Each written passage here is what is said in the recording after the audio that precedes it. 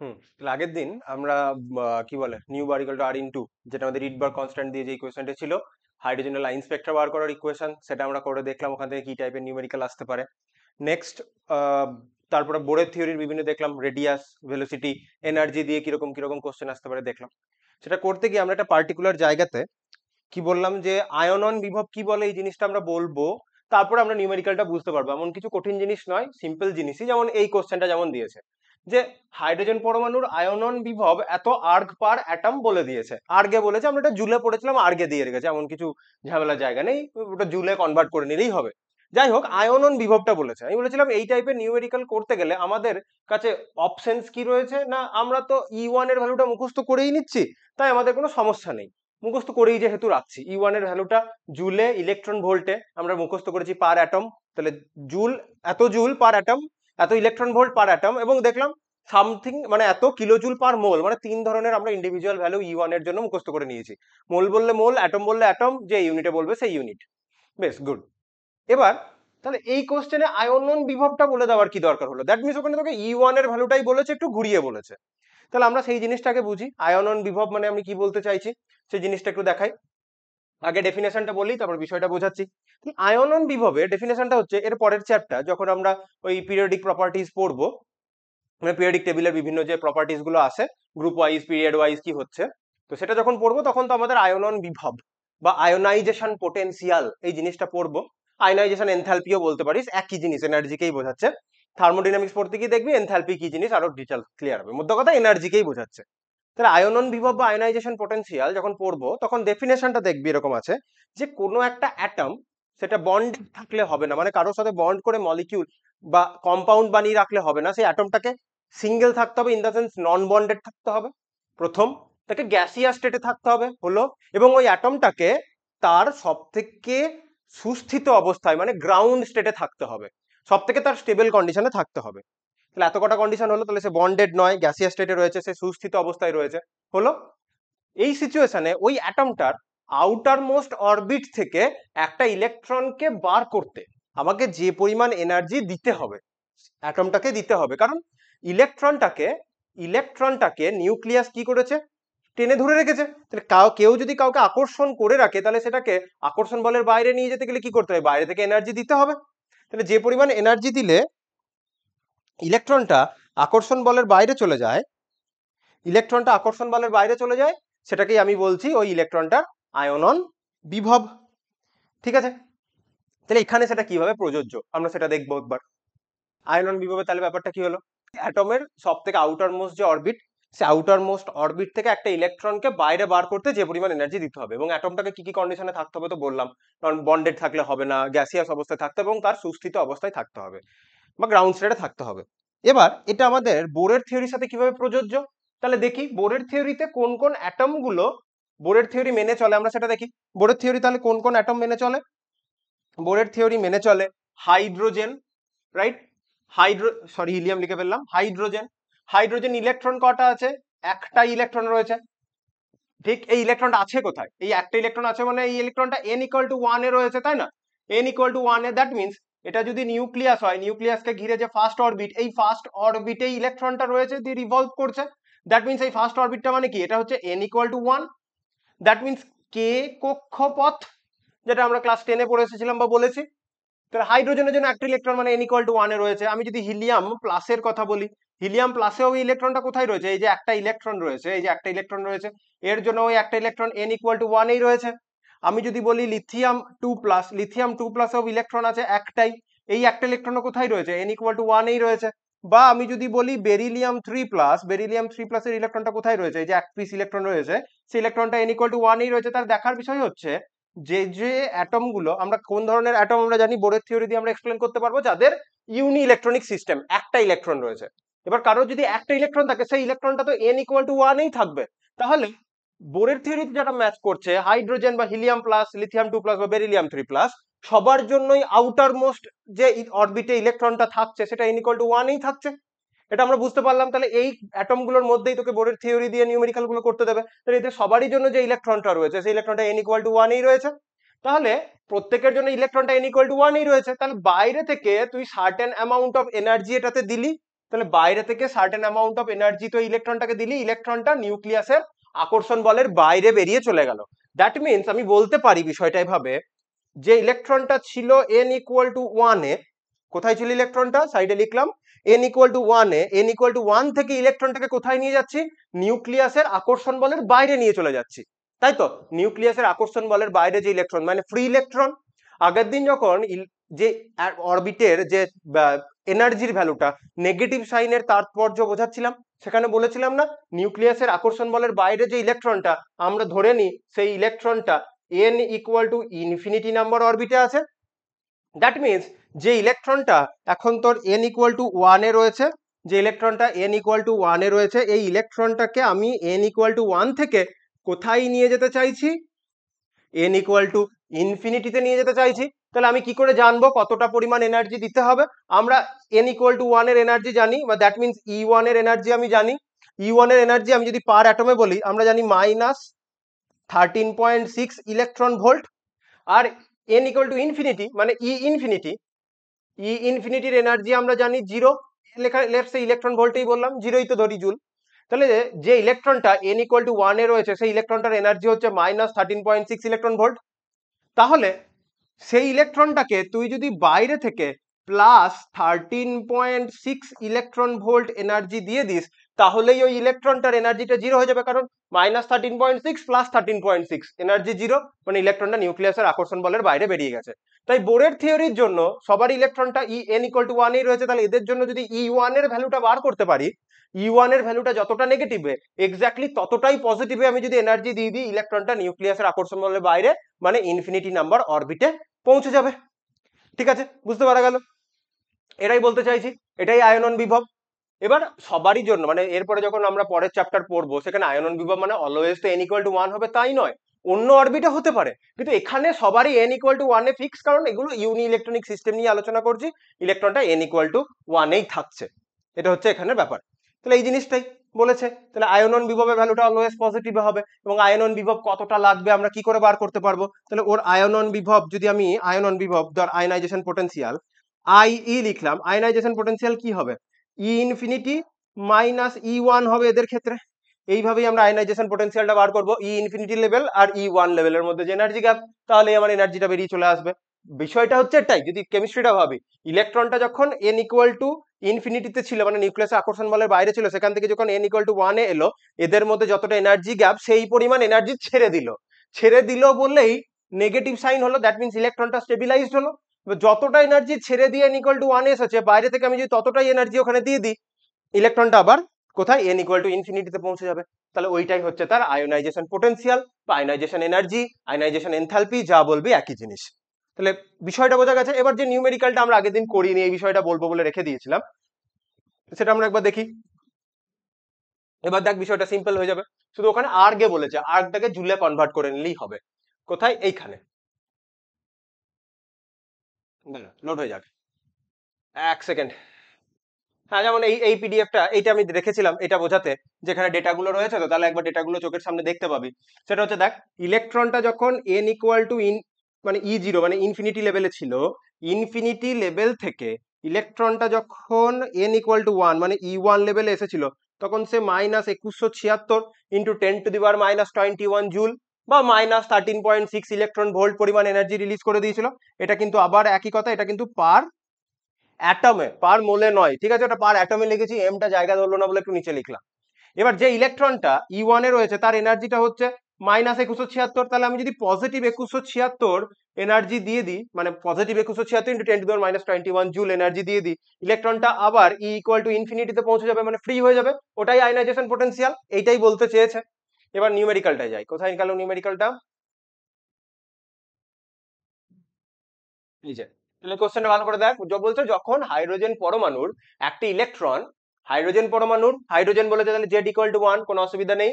একটা ইলেকট্রন দ্বিতীয় বোর কক্ষক, তাহলে দ্বিতীয় বোর কক্ষক দ্যাট মিনস দাঁড়া, দ্বিতীয় বোর কক্ষক মানে কি বসছে, n ইকুয়াল টু 2 বলতে চেয়েছে। তাহলে দ্বিতীয় বোর কক্ষক থেকে প্রথম বোর কক্ষকে লাফিয়ে নামলো, that means n equal to 1, তাহলে ও n ইকুয়াল টু 2 থেকে n ইকুয়াল টু 1 এ লাফিয়ে নামলো। তখন বিকীর্ণ ফোটনের তরঙ্গ দৈর্ঘ্য অ্যামস্ট্রং ইউনিটে নির্ণয় করো। তাহলে যখন হায়ার এনার্জি থেকে লোয়ার এনার্জিতে নামবে তখন তো সে এনার্জি এমিটই করবে। তাহলে এখানে ইলেকট্রোম্যাগনেটিক রেডিয়েশন আকারে এনার্জি এমিট করবে। ইলেকট্রোম্যাগনেটিক রেডিয়েশন আকারে এনার্জি যদি এমিট করে তাহলে সেই ইলেকট্রোম্যাগনেটিক রেডিয়েশনের জন্য আমি একটা hc/λ বলতে পারবো প্ল্যাঙ্কের থিওরি, কারণ যে পরিমাণ এনার্জি ছাড়লো সেই এনার্জি ইকুয়াল টু hc/λ। একটা ফোটনের এনার্জি আমরা পড়েছি প্ল্যাঙ্কের থিওরিতে, যে কোনো ইলেকট্রন যে কোনো রেডিয়েশন ছোট ছোট এনার্জি প্যাকেট হিসাবে এনার্জি অ্যাবজর্ব করে অর এমিট করে। এখানে এমিশনের কেসটা দিয়েছে, তাই এমিট করলো, যেহেতু হায়ার এনার্জি থেকে লোয়ার এনার্জিতে এলো, এক্সেস এনার্জিটা ছেড়ে দিল। এবার ওই ছোট ছোট এনার্জি প্যাকেটকে আমরা এক একটা কোয়ান্টাম বলি। লাইটের ক্ষেত্রে এক একটা কোয়ান্টামকে আমরা বলি ফোটন পার্টিকেল। তাহলে এক একটা ফোটন পার্টিকেলে প্ল্যাঙ্কের থিওরি অনুযায়ী কতটা পরিমাণ এনার্জি থাকে, E = h নিউ, সেখান থেকে আমরা লিখি hc/λ। এগুলো তো আগের ক্লাসে বলেছি। আমাকে এই ল্যামডাটা বার করতে দিয়েছে, তার মধ্যে h হচ্ছে প্ল্যাঙ্কস কনস্ট্যান্ট আমরা জানি, c হচ্ছে লাইটের স্পিড আমরা জানি, আর ল্যামডাটা বার করতে দিয়েছে কোন ইউনিটে, অ্যামস্ট্রং ইউনিটে। ওটা কিন্তু লাস্টে গিয়ে আমাদের অ্যামস্ট্রং এর কনভার্ট করতে হবে। এক্সেস ইনফরমেশন কি দিয়েছে বলেছে হাইড্রোজেন পরমাণুর আয়নন বিভব 2.17 × 10⁻11 আর্গ পার অ্যাটম, আয়নন বিভবটা বলেছে। তাহলে হাইড্রোজেন পরমাণুর আয়নন বিভব মানে হাইড্রোজেনের একটা ইলেকট্রন, সেই ইলেকট্রনটা n = 1 এ রয়েছে, n = 1 এর এনার্জি কত, E1 এর যেটা এনার্জি সেটাই। তাহলে E1 এর যে এনার্জিটা যেটা নেগেটিভে, ঠিক ততটাই যদি আমরা পজিটিভে এনার্জি দিয়ে দিই ইলেকট্রনটা নিউক্লিয়াসের আকর্ষণ বলের বাইরে, ওটাই আয়নাইজেশন বিভব। তাহলে এর আয়নাইজেশন বিভব যেটা নেগেটিভে বলেছে, দ্যাট মিনস পজিটিভে বলেছে আয়নন বিভবটা, তাহলে n = 1 থেকে ইলেকট্রনটা বেরোচ্ছে, তাহলে E1 এর এনার্জিটা তোকে বলে দিয়েছে বেসিক্যালি। এর নেগেটিভ সাইনে যেটা বসবে ওটাই হচ্ছে E1 এর এনার্জি। আশা করি বুঝতে পারছিস কথাটা। তাহলে দেখ, হাইড্রোজেন পরমাণুর আয়নন বিভব একটু আগেই বললাম। হাইড্রোজেন পরমাণুর ক্ষেত্রে আমি যদি এখানে চলে যাই, কি করে বার করব আয়নন বিভবটা, আমরা এরকম করে বার করলাম না? দাঁড়া এক সেকেন্ড, লোড হয়ে যাক। আয়নন বিভবটা কি করে বার করলাম, আয়নাইজেশন বিভব বললাম E∞ - E1 বোরের থিওরির জন্য। এটা কিন্তু ইউনিভার্সাল নয় যে যে কোনো অ্যাটম বলে দেবো তার জন্য E∞ থেকে E1 বাদ দিবি। হাইড্রোজেনের ক্ষেত্রে বোরের থিওরির ক্ষেত্রে আমরা সব ইলেকট্রন গুলো n = 1 এই থাকছে, তাই E1 বিয়োগ দিচ্ছি। তাই বোরের থিওরির ক্ষেত্রে E∞ - E1। তাহলে এই ইনফিনিটি থেকে E1 বাদ দেবো, আমার আয়োনাইজেশন এনার্জির ভ্যালুটা বলে দিয়েছে। E∞ এর এনার্জি তুই জানিস, ওখান থেকে E1 এর এনার্জিটা বেরিয়ে যাবে, ওটাই করেছে। এবার তুই কি করেছিলাম, তোকে আমি কি বললাম, আগের দিন ওই নিউমেরিক্যালটা করেছিলাম, বলেছিলাম E1 এর এনার্জিটা তোকে মুখস্থ রাখতে। E1 এর এনার্জি মুখস্থ রাখলে তোকে আয়োনাইজেশন পটেনশিয়াল দিক, অন্য কিছু দিক, তোর কিছু যাই আসছে না, তাই না? তুই ভ্যালুগুলো সবই জানিস। তাহলে আয়োনাইজেশন পটেনশিয়াল বললে আমরা এভাবে বার করবো, E∞ - E1 IE = 2। তাহলে দেখ তাই করেছে। আয়োনাইজেশন বিভব E∞ - E1, E∞ - E1 এর এনার্জি ডিফারেন্সটা বার করেছে। দুটোর মধ্যে কতটা এনার্জি ডিফারেন্স, সেটাই হচ্ছে এটা। এখান থেকে E1 এর ভ্যালুটা বার করেছে, ঠিক আছে?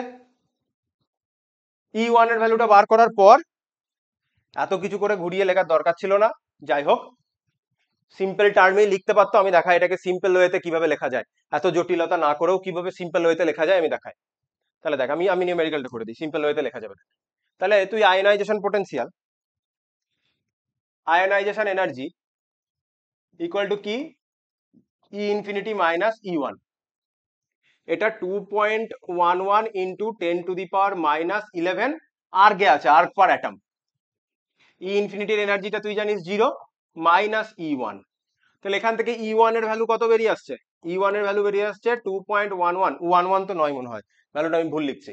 2.11 নয়, 2.178 বা 2.18 দিতে পারে। এক সেকেন্ড একবার দেখে নি, 2.17 যেটা বললাম।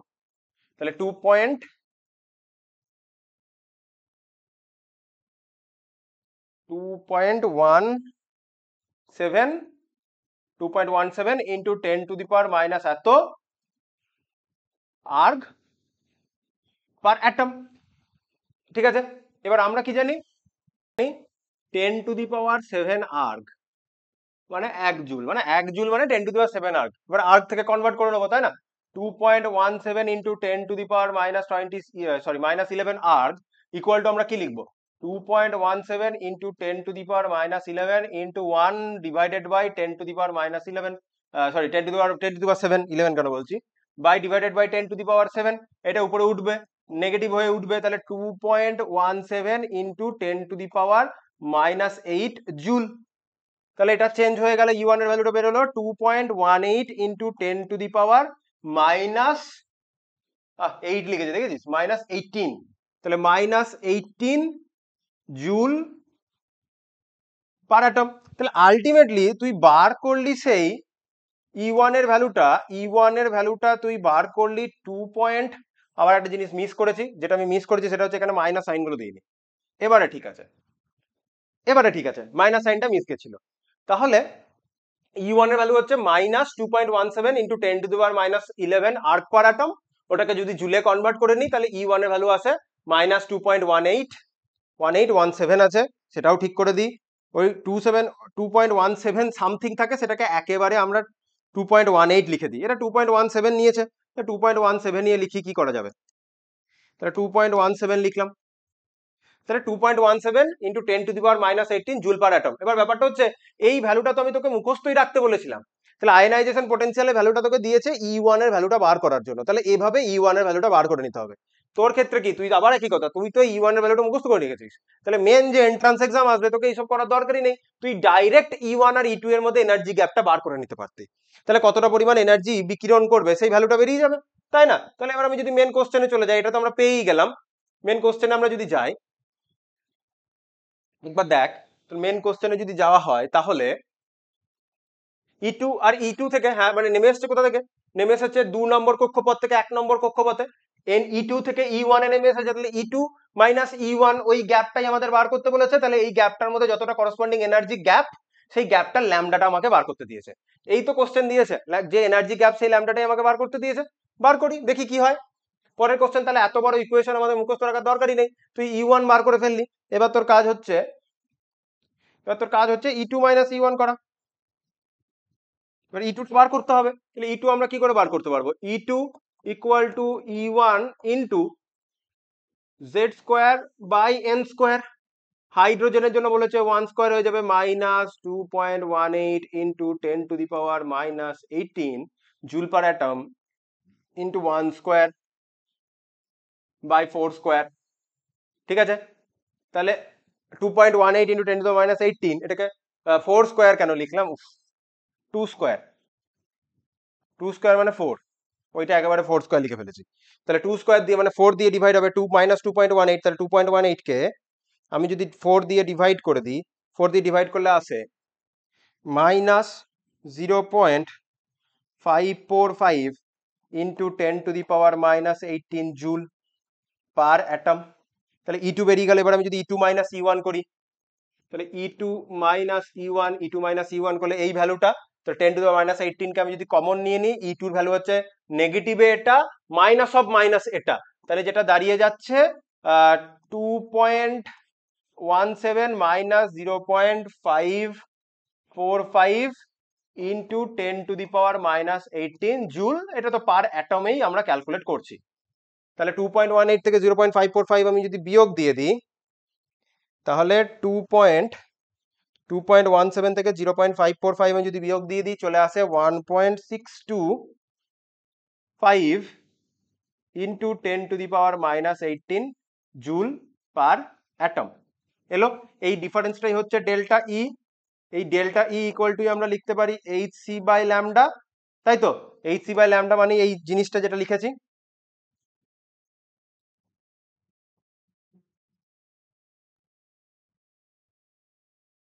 এটা লিখতে পারি।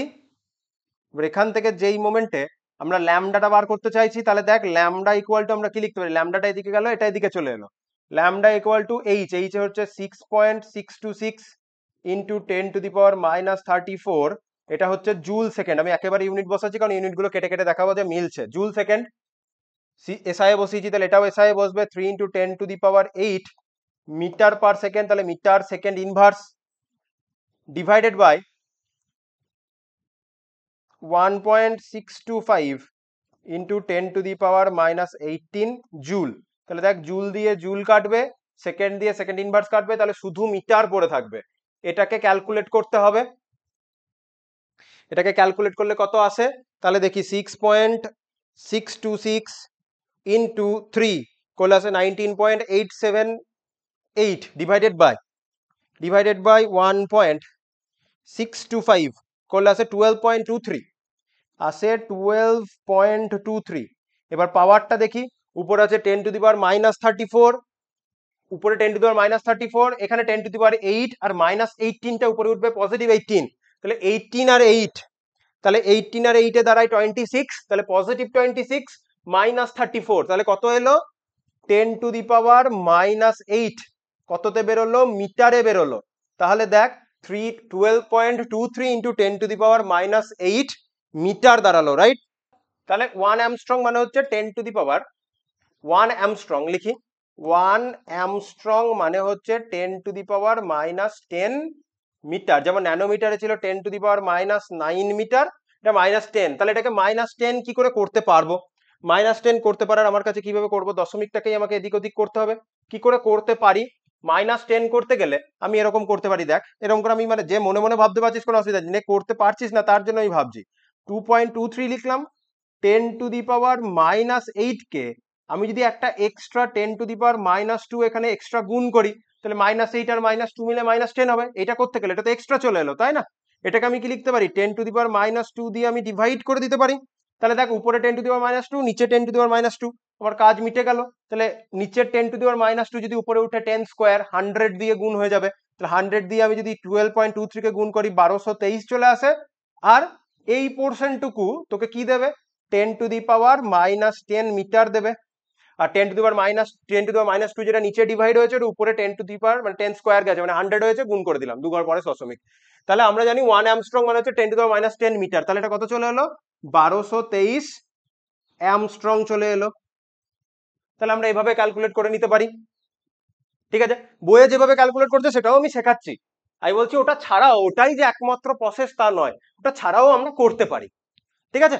তো কোশ্চেন গুলো কঠিন নাই, যা যা জিনিস আমি এতদিন ধরে শিখিয়ে এলাম সেই জিনিসগুলো যদি একটু সিস্টেমেটিক্যালি দেখিস তাহলে দেখবি হ্যাঁ যা যা মানে ইনফরমেশন দরকার সবই জানি, পুট করে দিলেই হবে। আর ক্যালকুলেটর তো তোরা পাচ্ছিস, তো সেটা নিয়ে কোনো চাপ নেই। নেক্সট ওটা বোঝাবো, আর একটা আয়নাইজেশন পোটেনশিয়ালের কোশ্চেন আছে, সেই আয়নাইজেশন পোটেনশিয়ালের কোশ্চেনটা দেখাই। 9 বোরের তত্ত্ব অনুযায়ী হাইড্রোজেন পরমাণুর এন কক্ষে শক্তি En equal to -21.76 into 10⁻19 by N square joule, ঠিক আছে, ভালো কথা। জাস্ট পাওয়ারটা এদিক ওদিক করেছে, ওটা E1 এর ভ্যালুটা বুঝতেই পেরেছিস, তার মানে E1 into Z square by N square, hydrogen বলেছে তাই জেড স্কোয়ারের জায়গায় 1 বসেছে বাই এন স্কোয়ার, আর ওটা 21.76 ইন্টু 10⁻19 ওটা E1 এর ভ্যালু, যার দশমিকটা এদিক ওদিক করা রয়েছে।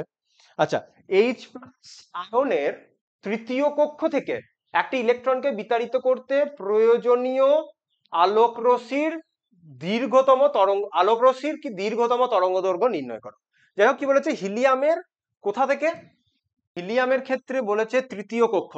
তৃতীয় কক্ষ মানে n ইকুয়াল টু কত, 3 থেকে ইলেকট্রনকে বিতাড়িত করতে প্রয়োজনীয় আলোক শক্তির তরঙ্গ দৈর্ঘ্য, দীর্ঘতম তরঙ্গ দৈর্ঘ্য বার করতে বলেছে।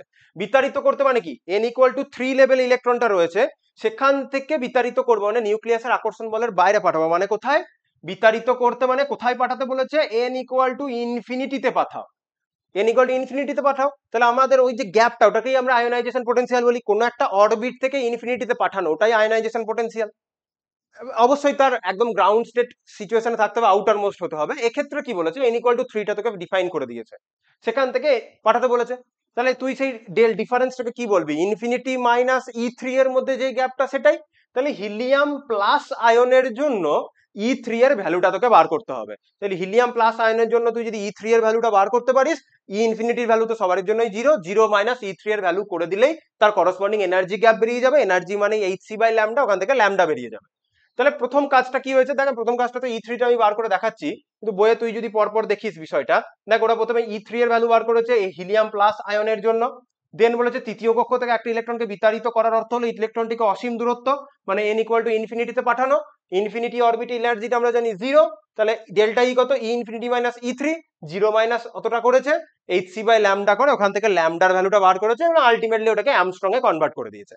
এই হচ্ছে কাজ। তাহলে এই যে ই ইনফিনিটি মাইনাস E3, এই কাজটা আমি আর বারবার ক্যালকুলেট করে দেখাবো না, একটু আগে দেখালাম, তবে এই শুরুটা দেখাই, এই ক্যালকুলেশনটা কি হয়েছে, এত কিছু ভাবার দরকারই নেই, তুই কি জানিস। তাহলে ক্যালকুলেশনটা আমরা দেখি, সিম্পল ক্যালকুলেশন। কি করব আমরা, E3 বার করতে চাইছি হিলিয়ামের জন্য, E3 বার করতে চাইছি হিলিয়াম প্লাসের জন্য, তাহলে মেন ফর্মুলাটা কি, En equal to E1 En equal to E1 into Z square by N square. এতক্ষণ হাইড্রোজেনের জন্য ছিল বলে জেড স্কোয়ারের জায়গায় 1 স্কোয়ার বসিয়ে পার পেয়ে যাচ্ছিলি। এবার কার জন্য দিয়েছে? হিলিয়াম প্লাস, জেড এর জায়গায় কত বসবে? 2 বসবে। তাহলে E3 পর কত বেরোবে? E1 into Z square by N square. E1 এর ভ্যালু তুই জানিস, মাইনাস 2176 ইন্টু 10⁻⁻21। বইয়ে ওটা 21.76 ইন্টু 10⁻⁹ জুল বলেছে। একই ব্যাপার, আমি একই বসিয়েছি, 10 এর পাওয়ারটা এদিক ওদিক হয়ে রয়েছে। তাহলে এত joule per atom into Z square. এখন হিলিয়ামের জন্য জেড এর ভ্যালু হচ্ছে 2, আর 1 বসালে হবে না। এই জন্য জেড দিয়ে মুখস্থ করতে বলেছিলাম। তোর একটা টেন্ডেন্সি তৈরি হয়ে যাবে ফর্মুলাগুলোকে জেড দিয়ে মুখস্থ করার। যেই জেড ছাড়া মুখস্থ করবি, পরীক্ষাতে একটা চান্সেস চলে আসতে তুই জেডটাকে মিস করে ফেলছিস, সেটা যেন না হয়। যাই হোক, জেড স্কোয়ার দাঁড়ালো 2 এর স্কোয়ার, E3 এর বার করেছি তাহলে 3 স্কোয়ার। দ্যাট মিনস 2176 ইন্টু 10⁻21, যেটা জুল পার অ্যাটমে বেরোচ্ছে, ভ্যালুটা জুলে বেরোচ্ছে এবং মোলে নয়, এটা অ্যাটমে বেরোচ্ছে প্রতি সিঙ্গেল অ্যাটমের জন্য। তাহলে ভ্যালুটা কত আসছে দেখে নি, 2 স্কোয়ার 4, 3 স্কোয়ার 9। তাহলে ওই ভ্যালুটাকে 4 দিয়ে গুণ করে 9 দিয়ে ডিভাইড করে দেবো। 2176 ইন্টু 4, 8704 ডিভাইডেড বাই 9 করলে আসে 967.11। তাহলে minus 967.11 into 10⁻⁻21 joule per atom. তাহলে E3 এর ভ্যালুটা আমরা বার করে ফেললাম। আমার যেটা লাগবে, delta E equal to hc by lambda. এখানে ল্যামডার ভ্যালুটাই তোর কাছে জানতে চেয়েছে, which is equal to E infinity minus E3, যেখানে E ইনফিনিটির ভ্যালু আমরা কত জানি? 0। তাহলে এখানে 0 বসবে, মাইনাস অফ মাইনাস। এবার আমরা দেখে নিই এখানে আমাদের ক্যালকুলেশনে কোথাও ইরর হয়েছে নাকি। তাহলে ভ্যালুটা আমরা একটু ম্যাচ করে নিই, তাহলে জেনে যাবো না আমাদের ক্যালকুলেশনে কোনো ইরর হয়নি বা ইরর হয়েছে নাকি। ওরা এটাকে এইরকম টার্মেই রেখে দিয়েছে, তো কিছু করার নেই। তাহলে দেখ, ওই যে 2176 ইন্টু 10⁻⁻19, 4/9 আমরা 4 দিয়ে গুণ করে 9 দিয়ে ডিভাইড করে নিয়েছি। আমরা একেবারে ভ্যালুটা বসিয়ে নিয়েছি। তাও আমি আরেকবার চেক করে নিই। 2176 ইন্টু 4, 8704 ডিভাইডেড বাই 9, 967.11। ঠিক আছে, ওরা 21.76 ইউজ করেছে, তার করসপন্ডিং 10 এর পাওয়ারটা হচ্ছে 10⁻⁹। আমরা 2176 ইউজ করেছি, তার করসপন্ডিং 10 এর পাওয়ারটা হচ্ছে 10⁻⁻21। As simple as that. তাহলে আমরা এই জিনিসটা বুঝে গেলাম। এবার আমরা আরেকটা জিনিস যেটা করব, যেটা তোর মনে হবে যে এখানে যে নিউমেরিক্যালটা সলভ করার সময়, এই যে নিউমেরিক্যালটা সলভ করার সময় এই যে 1/n1 square minus n2 square যে রিডবার্গ কনস্ট্যান্টের মতো ইকুয়েশন লিখেছে, এই ইকুয়েশনটা আসছে কোত্থেকে স্যার, এটা কি করে বুঝবো? তাহলে এমন কিছু জিনিস নয়, মেন এনার্জির যে ফর্মুলাটা আছে, এনার্জির যে ইকুয়েশনে যে আলটিমেট বড় ফর্মুলাটা এসেছিল, যে 2π² m z² n square h square, ওই বড় ফর্মুলাটাই আমরা চলে যাই একবার। ওই বড় ফর্মুলাটা আমাদের আলটিমেটলি এনার্জির জন্য, বড় ফর্মুলাটা কি এসেছিল? আরে, এনার্জির জন্য বড় ফর্মুলাটা আমাদের কিরকম এসেছিল?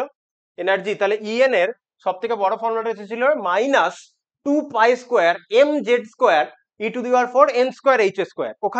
ওখান থেকেই আসছে ডেরিভেশনটা। সে জিনিসটা আমি একবার দেখিয়ে দিই। তাহলে দেখ, En equal to minus 2π² mz² e⁴ by n square h square, এরকম এসেছিল। এখান থেকে বলেছিলাম কনস্ট্যান্ট আর ভেরিয়েবলটাকে আমরা যদি সেপারেট করে দিই, তাহলে এরকম আসে minus 2π² m e⁴ by h square into z² by n square, এরকম আসে ব্যাপারটা, তাই না? দিয়ে যখন বলেছিলাম ফর হাইড্রোজেন, এই জিনিসটা দেখ, ফর হাইড্রোজেন, দেখ মানে এটা আগেও বলেছি, আরেকবার রিপিট করছি, কেন করছি বুঝতে পারবি। For hydrogen Z equal to 1, আর ফার্স্ট বোর অরবিট বললে n ইকুয়াল টু 1 বসবে। তাহলে E1 এর এনার্জিটা কত আসছে? Minus 2π² m e⁴ by h square. That means এর ভ্যালু এসেছিল মাইনাস 2176 ইন্টু 10⁻⁻21, এটা জুল পার অ্যাটম এসেছিল, তাই তো? এটা জুল পার অ্যাটম এসেছিল। এই জায়গাটা বুঝতে কোনো ইস্যু নেই, এটা তো আগেও বলে দিয়েছি। এবার আমি যদি এটাকে সেপারেট করে আমি এবার ক্যালকুলেশনটা দেখাই, দেখ মেন ইকুয়েশনটা একটু ভালো করে মনে রাখবি। En এর কি বেরিয়েছে? 2π² mz² e⁴ n square h square, তাই তো? এবার আমি দুটো আলাদা আলাদা এনার্জি লেভেল নেবো। একটাকে আমি বলছি ই এন ওয়ান লেভেল, ই1 লেভেলের এনার্জি কি হবে, 2 pi square M Z square. আমি হাইড্রোজেনের জন্য বলিনি, হাইড্রোজেন সদৃশ কোনো অ্যাটম, হাইড্রোজেন হলে জেডের জায়গাটা 1 বসে যাবে, অন্য কেউ হলে 2 3 4 যাই হোক বসবে, Z square e⁴ by N square. তাহলে এন এর ভ্যালু n1 বলেছি, n1 স্কোয়ার এইচ স্কোয়ার। তাহলে এটা ই এন ওয়ান এর একটা n1 লেভেলের এনার্জি বললাম, n1 লেভেল লেটস, এটা হচ্ছে n1 লেভেল, এটা হচ্ছে n2 লেভেল। আমি এই দুটো এনার্জি লেভেলের মধ্যে এনার্জি গ্যাপটাকে আমরা বার করার চেষ্টা করছি। ডাজন্ট নেসেসারিলি n1 মানে ইকুয়াল টু 1 সেটা নয়, n1টা একটা কোনো লোয়ার এনার্জি লেভেল, যেটা তো আমরা লিম্যান বার্মার পার্সেন্ট ব্র্যাকেট সিরিজে বুঝেছি, আর n2টা হচ্ছে কোনো একটা হায়ার এনার্জি লেভেল। আচ্ছা, সেম ওয়েতে en2 আমরা যদি বলি, en2 কি বেসছে, minus 2 pi square M Z square e⁴ by n2 square into H square হলো। এবার হায়ার এনার্জি লেভেল থেকে লোয়ার এনার্জি লেভেলের এনার্জি গ্যাপ বার করছে, তাহলে আমরা কি লিখবো, ডেল্টা ই। ঠিক আছে, ডেল্টা ই পরে লিখছি।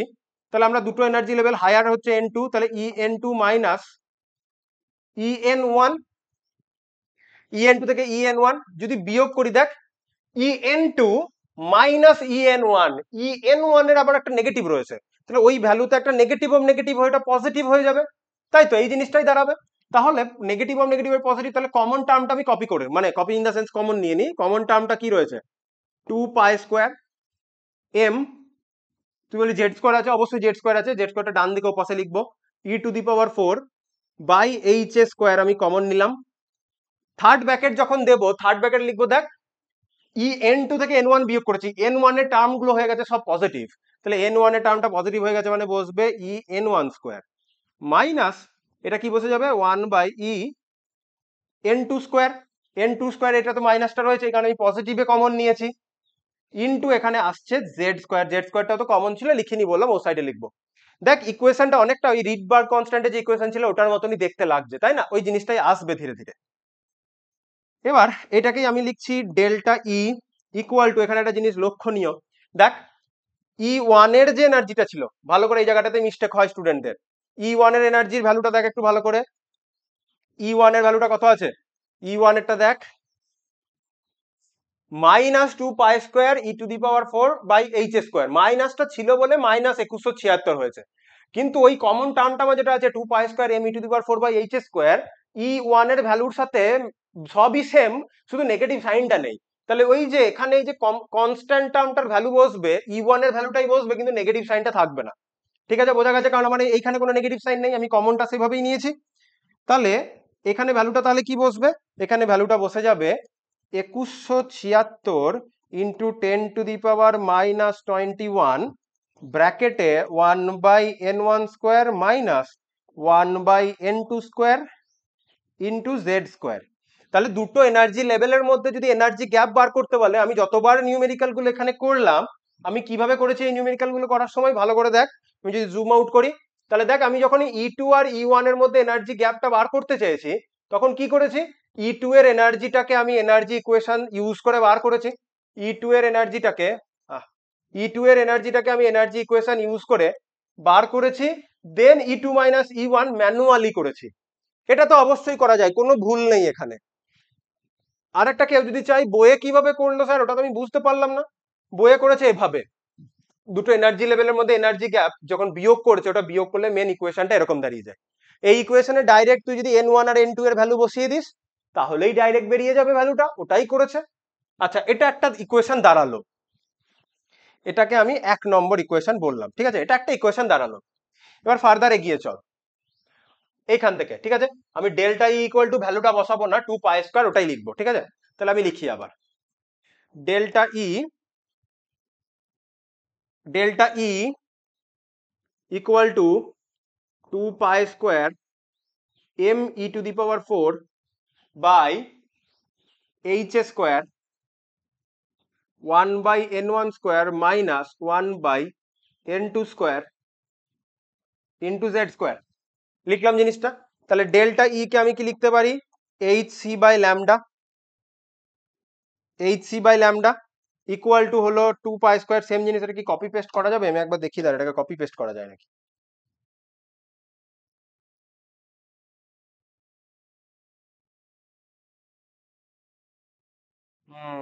ক্লোন ক্লোন করে দিয়েছি, এটা এখানে বসাতে পারি, সেম জিনিস বসালাম, এটাকে এইচ সি লিখলাম। এবার আমি লিখতে চাইছি এইচ সিটাকে এদিকে গুণ করে দেবো, ঠিক আছে? এইচ সিটাকে যেই মোমেন্টে এদিকে গুণ করে দেবো কিরকম হবে, যখন এইচ সিটাকে এদিকে গুণ করে দেবো সেম ওয়েতে লিখতে পারি আমি এটাকে যে one by lambda, one by lambda equal to কি দেখ, 2 pi square M E to the power 4 by CH গুণ হবে এইচ এর স্কোয়ারের সাথে, তাহলে এটা হয়ে যাবে সিএইচ কিউব ইন্টু ব্র্যাকেটে 1/n1 square minus 1/n2 square into Z square দাঁড়ালো। এবারই 1/ল্যামডাকেই আমরা লিখি নিউ বার, আমরা জানি এটা 1/ল্যামডাটাই নিউ বার। আর এটা যেটা দেখতে পাচ্ছিস, এই যে এটাকে দেখতে পাচ্ছিস, এটাই হচ্ছে তোর রিডবার্গ কনস্ট্যান্ট, আর এই টোটাল কনস্ট্যান্টটাই হচ্ছে রিডবার্গস কনস্ট্যান্ট। আর বাকি জিনিসটা যেমন ছিল 1/n1 square minus 1/n2 square বাইরে জেড স্কোয়ার, এটাই হলো তোর মেন যে 2 নম্বর ইকুয়েশন হাইড্রোজেনের লাইন স্পেক্ট্রা করার জন্য। আমরা সবার প্রথমে এই ইকুয়েশনটাকে মুখস্থ করেছিলাম, এবং এই ইকুয়েশনটা তাহলে আসে কিভাবে, এই ইকুয়েশনটা আসে এভাবে, ঠিক আছে, এনার্জির লেভেলের মধ্যে গ্যাপ বার করে। আর এই রিডবার্গ কনস্ট্যান্টের ভ্যালু আমরা কত জানি, 109,678 সেন্টিমিটার ইনভার্স, ঠিক আছে? তাহলে আমরা কি কি করে ফেললাম, আমরা বোরের থিওরির যত নিউমেরিক্যাল আছে সব বুঝলাম। যে দুটো জায়গা আমাদের একটু অসুবিধা ছিল, আয়নন বিভবের জায়গাটা, সেই জায়গাটা আমরা ক্লিয়ার করে ফেললাম। তার সাথে সাথে আর কি, এই যে বইয়ে যেভাবে ডাইরেক্ট n1 আর n2 এর ভ্যালু বসিয়ে দিয়ে এনার্জি বার করে ফেলছিল, সেটা কিভাবে করছে ম্যানুয়ালি E2 E3 বা বার না করে একেবারে কিভাবে করছে, ওরা একেবারে যে E1 আর E2 দুটো লোয়ার এনার্জি লেভেল ধরে নিয়ে তাদেরকে বিয়োগ করে দিলে আমাদের এরকম একটা ইকুয়েশন চলে আসে, ঠিক আছে? Delta E equal two positive 2176 বসবে যখন ডেল্টা ই বার করছিস, আর E1 এর ভ্যালুটা নেগেটিভ 2176 বসবে, এই জিনিসগুলো যেন হুশ থাকে, এভাবে ক্যালকুলেশনটা করছে, ঠিক আছে? আশা করি বোঝা গেছে। এখানেই আমাদের বেসিক্যালি বোর্ডের থিওরি শেষ হলো। এবার বোর্ডের থিওরির কিছু মেরিটস আর ডিমেরিটস পড়তে হবে, যেমন বলেছিলাম বোর্ডসেও তো, বোর্ডস ইন দ্য সেন্স 11 এর পরীক্ষাতেও তো অ্যান্সার লিখতে হবে, কোশ্চেন করার জায়গা খুব কম, তাই ছোট ছোট করে করতে হবে। যেমন বোর্ডের থিওরি সি কার্য লেখো, ছোট করে একটা 2 নম্বর আসতে পারে। এই যে নিউমেরিক্যাল গুলো করিয়ে দিলাম এর মধ্যেই নিউমেরিক্যাল আসবে, এভাবে যা করিয়ে দিচ্ছে এর মধ্যেই পরীক্ষাতে পড়বে, এর বাইরে পড়বে না। এবার তুই বলবি স্যার সবই তো করিয়ে দিচ্ছেন, হ্যাঁ ওটাই ব্যাপার, সব ইম্পর্টেন্ট জিনিসগুলোই তো করিয়ে দিচ্ছি, কিছুই বাদ রাখছি না, তাই পরীক্ষাতে সবই পেয়ে যাবে। অ্যান্ড নেক্সট এবার আমরা কি করব, বোর্ডের থিওরির মেরিটস মানে যে সাফল্যটা, বোর্ডের থিওরি থেকে কি বুঝলাম ভালো করে, সেই পয়েন্ট আমাদের কিছু রেডি করতে হবে পরীক্ষাতে লেখার জন্য, এবং বুঝতেও হবে কেন কি সফলতা হলো। আর ড্রব্যাকটা পড়তে হবে, ড্রব্যাকটাও খুব ইম্পর্টেন্ট, নয় আমরা বুঝতে পারবো না যে কি হলো ব্যাপারটা, কেন আমাদের কোয়ান্টাম মেকানিক্স দরকার পড়লো বা ফার্দার নতুন থিওরি কেন দরকার পড়লো আমরা বুঝতে পারবো না। তাহলে আমরা সেই জায়গাটাই আসি। 2.6.5 বোরের পরমাণু মডেলের সাফল্যটা কোথায়? বোরের পরমাণু মডেলের সাফল্যটা যেহেতু এনার্জি আর রেডিয়াসের ভ্যালুটাকে কোয়ান্টাইজড করে দিয়েছিল, ফিক্স করে দিল, তাহলে ইলেকট্রন গুলো কিভাবে রয়েছে সেটা এক্সপ্লেন করা গেল। দ্যাট মিন্স প্রথম পয়েন্ট, এই থিওরি দিয়ে আমরা কি বলতে পারছি, পরমাণুর স্থায়িত্ব বলতে পারছি, ইম্পর্টেন্ট পয়েন্ট। কারণ রাদারফোর্ডের থিওরিতে যে প্রবলেম গুলো হয়েছিল সেই প্রবলেম গুলোকেই তো প্রথমে সলভ করতে পারতে হবে, সেখানেই তো তার সফলতা। তাহলে বোরের পরমাণুবাদ অনুযায়ী ইলেকট্রন যখন কোনো স্থায়ী কক্ষপথে আবর্তন করে তখন এর থেকে কোনো শক্তি নির্গত হয় না, সুতরাং নিউক্লিয়াসে কেন্দ্র করে নির্দিষ্ট কক্ষপথে আবর্তনশীল ইলেকট্রন কখনো নিউক্লিয়াসে আছড়ে পড়বে না, যেটা রাদারফোর্ডের থিওরির প্রথম ড্রব্যাক ছিল, সেটাকে সারিয়ে ফেলা গেল। কারণ বোরের থিওরিতে পরমাণু মডেলে স্থায়ী কক্ষপথ যুক্তিপূর্ণ ব্যাখ্যা দিয়ে রাদারফোর্ডের পরমাণু মডেলের প্রধান ত্রুটিটাকে দূর করা হলো, যেটা বললাম মেন ত্রুটি। সেকেন্ড, যেটা আমাদের রাদারফোর্ডের থিওরি সেকেন্ড ত্রুটি ছিল, রেখা বর্ণালী কেন হচ্ছে সেটা তো এক্সপ্লেন করা যাচ্ছে না। রাদারফোর্ডের থিওরি অনুযায়ী ইলেকট্রনের কন্টিনিউয়াসলি এনার্জি এমিট করার কথা, আর কেউ যদি কন্টিনিউয়াসলি এনার্জি এমিট করে তাহলে কন্টিনিউয়াস স্পেক্ট্রা আসবে, কিন্তু অ্যাটমের জন্য তো লাইন স্পেক্ট্রা আসছে। তাহলে বোরের পরমাণুর সাহায্যে একটি মাত্র ইলেকট্রন বিশিষ্ট সিস্টেমের, যেমন hydrogen, helium plus, lithium 2 plus, beryllium 3 plus, এদের বিচ্ছিন্ন বর্ণালীতে একাধিক রেখা উৎপত্তি হওয়া কেন হচ্ছে সেটা আমরা এক্সপ্লেন করতে পারছি, ঠিক আছে? বাকি হাইড্রোজেনের পরমাণুর প্রথম ব্যাসার্ধ এগুলো ঠিক আছে। মুখ্য কোয়ান্টাম নাম্বারের ধারণা, বোরের পরমাণু মডেল থেকে সর্বপ্রথম মুখ্য কোয়ান্টাম ধারণা পাওয়া যায়, এগুলো তো হচ্ছে। কিন্তু 1 নম্বর আর 2 নম্বর পয়েন্টটা পরীক্ষাতে যেন অবশ্যই থাকে, এই পয়েন্ট দুটো যেন মিস না হয়, কারণ এই দুটো পয়েন্টই ছিল রাদারফোর্ডের মডেলের ড্রব্যাক, যে দুটো পয়েন্ট প্রথমেই রয়েছে, এই দুটো পয়েন্টকে পরীক্ষাতে কিন্তু অবশ্যই লিখতে হবে যেন মিস না যায়। বাকি তো থিওরির বাকি বিভিন্ন সাফল্যতাটা আসছেই, কক্ষপথের শক্তিমাত্রা, বিভিন্ন কক্ষপথে আবর্তনশীল ইলেকট্রনের কত এনার্জি সেগুলো আমরা ক্যালকুলেট করতে পারছি, রিডবার্গ ধ্রুবক এবং তার মান, বোরের তত্ত্বের সাহায্যে রিডবার্গ ধ্রুবকের নির্ণীত মান ও পরীক্ষালব্ধ মানের সঙ্গে সঙ্গতিপূর্ণ ভ্যালু আমরা পাচ্ছি, এই জিনিসগুলো আমরা ওখানে পাচ্ছি। এবার কি, এবার আরো একটা ইম্পর্টেন্ট যেটা পরীক্ষাতে আরো বেশি পরিমাণে আসতে পারে, যেটা কি বলছি, সাফল্য থেকে অসাফল্যতাটা যেটা পরীক্ষাতে আরো বেশি করে আসতে পারে, যেটা আমাদের কোয়ান্টাম মেকানিক্যাল মডেলের দিকে এগিয়ে নিয়ে যাচ্ছে। তাহলে বোরের থিওরির পরমাণু মডেলের ত্রুটি ত্রুটি, সাফল্যতা নয়, প্রবলেম কোথায়? একটা সফলতা কি বললাম, যে ওয়ান ইলেকট্রনিক সিস্টেম, একটা ইলেকট্রন যাদের রয়েছে সেই সিস্টেমগুলোকে তাদের ভালো করে এক্সপ্লেন করে দিচ্ছে রেখা বর্ণালী, কিন্তু দুই বা দুইয়ের বেশি ইলেকট্রন বিশিষ্ট পরমাণু বা আয়নের বর্ণালী ব্যাখ্যা করা যাচ্ছে না, এই প্রবলেমটা। ঠিক আছে, এই ইস্যুটাকে সমাধান করতে হবে। দেন এবার প্রবলেম আসছে কিছু, সেটা হচ্ছে উচ্চ ক্ষমতা সম্পন্ন, এই ওয়ার্ডটা লিখতে হবে, উচ্চ ক্ষমতা সম্পন্ন বর্ণালী বীক্ষণ যন্ত্রে। বর্ণালী বীক্ষণ যন্ত্র মানে যে যন্ত্রের মধ্যে আমরা স্পেকট্রাটা তৈরি করতে পারি, সোজা হিসাব বলতে গেলে সেটাকে ইংলিশে আমরা বলি স্পেকট্রোস্কোপ। টোটাল স্টাডিটাকে আমরা বলি স্পেকট্রোস্কোপি, যে মেশিনের মধ্যে করি সেটাকে বলি স্পেকট্রোস্কোপ। তাহলে হাই রেজলিউটিং পাওয়ার স্পেকট্রোস্কোপ। হাই রেজলিউটিং পাওয়ার মানে কি, যেমন আমরা হাই রেজলিউশন বলি ভিডিও কোয়ালিটির ক্ষেত্রে 140p, 1080p, 4K, that means ওই যে 180p বা 140p এর মধ্যে তফাৎ কোথায়? মোর অ্যান্ড মোর ডিটেল রয়েছে 180p তে, ব্যাকগ্রাউন্ডে জুম ইন করেও আমি বেশি ডিটেল দেখতে পাবো। দ্যাট মিনস তাহলে উচ্চ ক্ষমতা সম্পন্ন হাই রেজলিউটিং পাওয়ারের স্পেকট্রোস্কোপ আমরা যখন ইউজ করলাম, তখন দেখা যাচ্ছে মানে মোর রেজলিউটিং পাওয়ারের স্পেকট্রোস্কোপ ইউজ করছি, মোর ডিটেল দেখতে পাচ্ছি স্পেকট্রাটাতে, দেখা গেল বর্ণালীর সূক্ষ্মতর গঠন, এটাকে আমরা বলি ফাইন স্ট্রাকচার। কেন আসছে এটা ব্যাখ্যা করা যাচ্ছে না। এটার মিনিংটা হচ্ছে যে, এটার মিনিংটা দাঁড়াচ্ছে যে, বলি, এটার মিনিংটা দাঁড়ায়, ধর কোন একটা স্পেকট্রা তুই পেয়েছিস,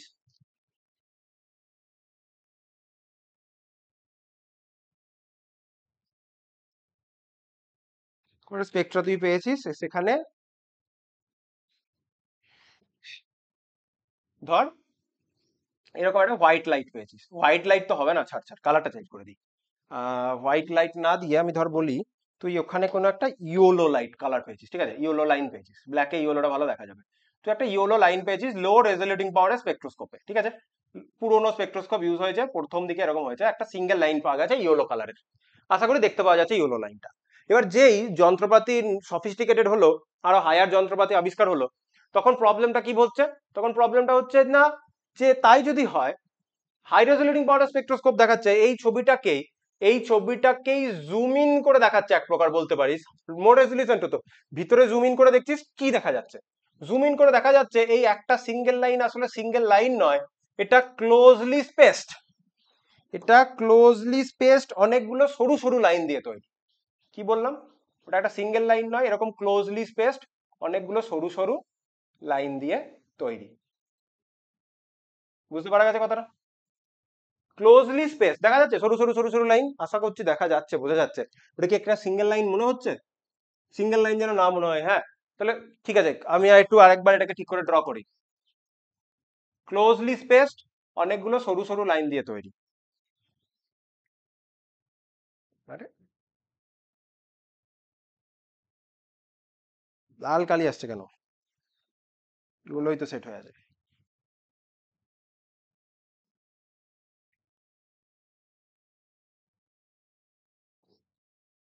দেখ এবার হয়তো বোঝা যাচ্ছে। তাহলে ক্লোজলি স্পেসড অনেকগুলো সরু সরু লাইন দিয়ে তৈরি, এটা কেন হচ্ছে সেটা বোঝা যাচ্ছে না, একটা সিঙ্গেল লাইন হওয়ার কথা, তাহলে যদি সিঙ্গেল লাইনটা তো নাই বুঝলাম, কিন্তু ওর মাঝে লাইন স্পেকট্রার ফাইন স্ট্রাকচার, সূক্ষ্মতর গঠন, এটা কেন হচ্ছে বোঝা যাচ্ছে না। এবার নেক্সট নেক্সট পয়েন্ট হচ্ছে জিমান ইফেক্ট, স্টার্ক ইফেক্ট আমরা পড়বো, যে একটা অ্যাটমকে এটা ভালো করে দেখ, একটা অ্যাটমকে যদি আমরা কিসে চৌম্বক ক্ষেত্রে রাখি, একটা অ্যাটমকে যদি আমরা চৌম্বক ক্ষেত্রে রেখে দিই, ম্যাগনেটিক ফিল্ডে রেখে দিই, তাহলে ওই ইলেকট্রন সিস্টেম গুলো যেটা রয়েছে, উপস্থিত রেখাগুলো আরো সূক্ষ্মতর একাধিক রেখায় বিভাজিত হয়, একে আমরা বলি জিম্যান ইফেক্ট। তড়িৎ ক্ষেত্রে যদি রাখা হয়, তাতেও সেম ঘটনা ঘটছে, অনুরূপ ঘটনা ঘটছে, সেটাকে বলি স্টার্ক ইফেক্ট। তাহলে বোরের পরমাণু মডেলের এর কারণ আমরা এক্সপ্লেন করতে পারছি না, তাহলে ম্যাগনেটিক ফিল্ড বা ইলেকট্রিক ফিল্ডে অ্যাটমকে রেখে দিলেও সেম ঘটনা ঘটছে, ফাইন স্ট্রাকচার তৈরি হচ্ছে, কেন হচ্ছে এক্সপ্লেনেশন পাচ্ছি না। তাহলে প্রথম তিনটে পয়েন্ট খুব ইম্পর্টেন্ট।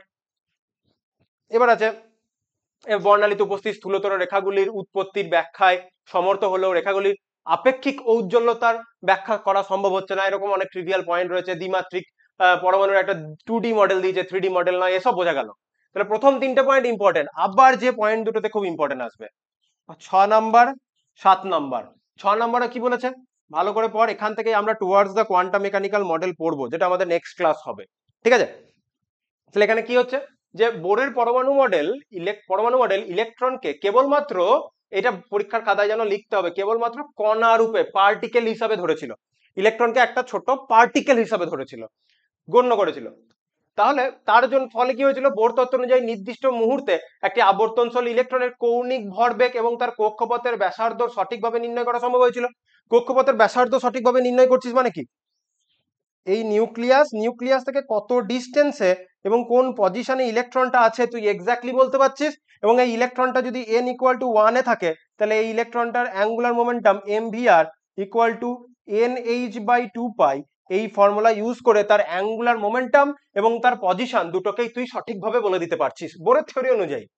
কিন্তু হাইজেনবার্গের অনিশ্চয়তা নীতি অনুযায়ী নির্দিষ্ট মুহূর্তে পরমাণুর মধ্যে ইলেকট্রনের মতো যে ক্ষুদ্রাতি ক্ষুদ্র কণা রয়েছে তার অবস্থান এবং ভরবেগ একই সঙ্গে সঠিকভাবে নির্ণয় করা সম্ভব নয়। মানে হাইজেনবার্গের আনসার্টিনিটি প্রিন্সিপালকে ডাইরেক্টলি কন্ট্রাডিক্ট করে।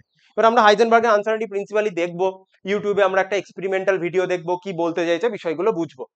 দেন 7 নম্বর পয়েন্টে কি, বোর তার তত্ত্বে সনাতন বলবিদ্যা এবং কোয়ান্টাম বলবিদ্যা মানে ক্লাসিক্যাল মেকানিক্স আর কোয়ান্টাম মেকানিক্স উভয়ই প্রয়োগ করেছিলেন, সুতরাং বোর তত্ত্বের তাত্ত্বিক ভিত্তি সুদৃঢ় নয়, দু টাইপেরই ইউজ করে ফেলেছিল বলে। ঠিক আছে, এটা একটা। আর যে এই যে mvr ইকুয়াল টু nh/2 পাই, এটার কোনো তাত্ত্বিক ভিত্তি নেই, এটা বলেছে এই জিনিসপত্রগুলো। তাহলে হাইজেনবার্গের আনসার্টিনিটি প্রিন্সিপালকে ডাইরেক্ট কন্ট্রাডিক্ট করে, এবং এটাও ঠিক কণা রূপে গণ্য করেছিল। কিন্তু ডি ব্রগলি আমরা পড়বো, ডি ব্রগলি যে কোনো বস্তু মানে যে কোনো বস্তুর একটা কণা ধর্ম এবং তার তরঙ্গ ধর্ম, ওয়েভ নেচার এবং পার্টিকেল নেচার বোথ আছে। তাহলে এখানে শুধুমাত্র কণা ধর্ম ধরা হয়েছিল। তাহলে ডি ব্রগলির যে দ্বৈত সত্তা পড়বো, ডুয়াল নেচার অফ ম্যাটার, সেখানেও কন্ট্রাডিকশন আসছে, হাইজেনবার্গের আনসার্টিনিটি প্রিন্সিপালকেও কন্ট্রাডিক্ট করছে। এটা হচ্ছে ব্যাপার। তাহলে বোরের থিওরিটা বা সেমি ক্লাসিক্যাল টাইপের, কারণ এখানে কিছুটা কোয়ান্টাম থিওরিও ইউজ করেছে। তাহলে এইগুলো হচ্ছে মেন ড্রব্যাক, এবং এগুলো কিন্তু পরীক্ষাতে লিখতে হবে তোকে যদি দেয়। তাহলে এটা ছিল বোরের থিওরির ত্রুটি। তাহলে এখানে এসে আমরা ক্লাসিক্যাল মেকানিক্সে যেটা ছিল বোরের থিওরি, এবং বোরের থিওরি থেকে কি কি নিউমেরিক্যাল আসতে পারে সবকিছু আমরা ডিটেইলে আলোচনা করা হলো। এর পরের যে টপিক আমরা পড়বো সেটাই হচ্ছে towards the quantum mechanical model. এর পরের টপিকটাই হচ্ছে কি না, যেটা আমরা নেক্সট ক্লাসে পড়তে চলেছি আমরা এখান থেকে যে কোয়ান্টাম মেকানিক্যাল মডেলের প্রেক্ষাপট, towards quantum mechanical model of atom, quantum mechanical মডেলের দিকে আমরা এগোবো। এটা আমাদের নেক্সট ক্লাসে আমরা পড়বো। ঠিক আছে, নেক্সট ক্লাসে দেখি কি হয়ে যায়।